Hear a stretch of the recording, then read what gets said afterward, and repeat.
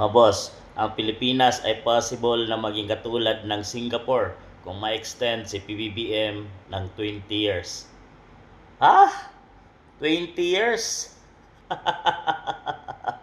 Ngayon pa nga lang 3 years na siya sa administration ay hirap na ang mamamayang Pilipino dahil sa kakulangan, walang trabaho, walang proyekto, walang mga build projects. At ngayon, halos yung pag-umpisa pa lang yung mga boss, pag-upo pa lang niya ay nagtaasan na agad yung presyo ng sibuyas, bawang. At ngayon nga, di masolusyonan ang pag-uwi nga lang ng mga kababayan nating OFW na naipit sa Middle East mga boss ay di nga niya magawa ng paraan para mapauwi ng bansang Pilipinas. Ni minsan ay sinalubong niya sa airport mga boss yung mga kababayan natin pero hindi siya pinansin. Alam niyo bakit mga boss? Dahil nasaktan na ang damdamin ng ating mamamayang OFW dahil sa hindi sila naging priority ng administration. At inaamin ng administration na sila yung nagpauwi. Samantalang gastos naman pala ng ating mga kababayang OFW. So nung nandun si PBBM mga boss, ay dinaan-daanan lang siya ng mga OFW. Paano magiging bansang katulad ng Singapore hindi corrupt ang namumuno sa Singapore kaya maunlad ang kanilang bansa mga boss.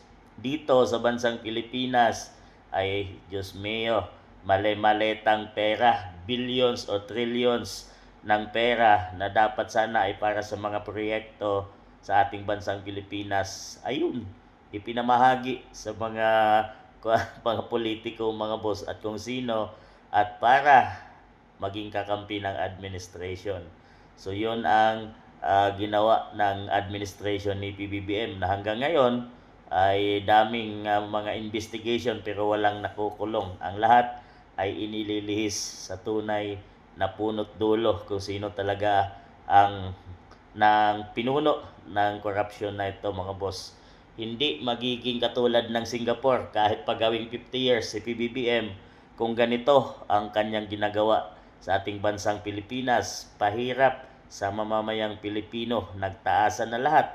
Yung petrolyo, yung gasolina ngayon mga boss ay hindi nga magawa ng paraan ni PBBM.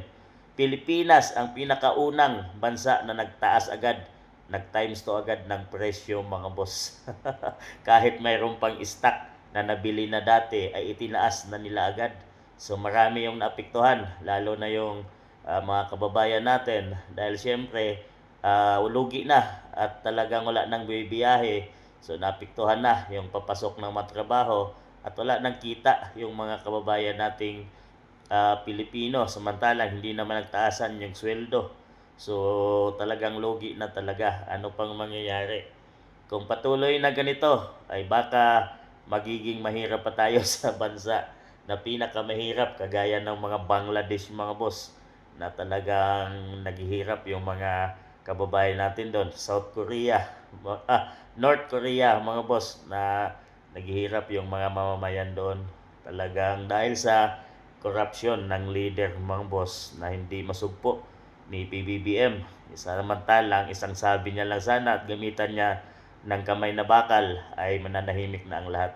So walang mangyayari mga boss. Kayo naniniwala at kaya niyo pa bang tiisin si PBBM ng mayroon na nga lang siyang naiwang mahigit na 2 taon mga boss ay sinisigaw na ng mamamayang Pilipino ang kanyang pagbaba. So ilan na lang siguro sa ating mamamayang Pilipino ang talaga gusto pa ang administration dahil kitang-kita na natin at ramdam na natin ngayon ang kahirapan sa bansang Pilipinas, ang pagtaas ng mga bilihin.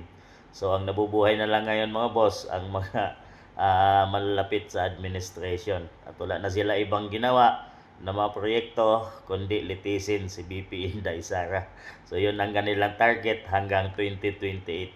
So mga boss, kahit pa gawin niya 50 years si PBBM, ay kung ganito ang kanyang palakad ay patuloy na maghirap at magiging kawawa ang bansang Pilipinas. Kayo, kaya niyo pa bang i-extend si PBBM ng 20 years?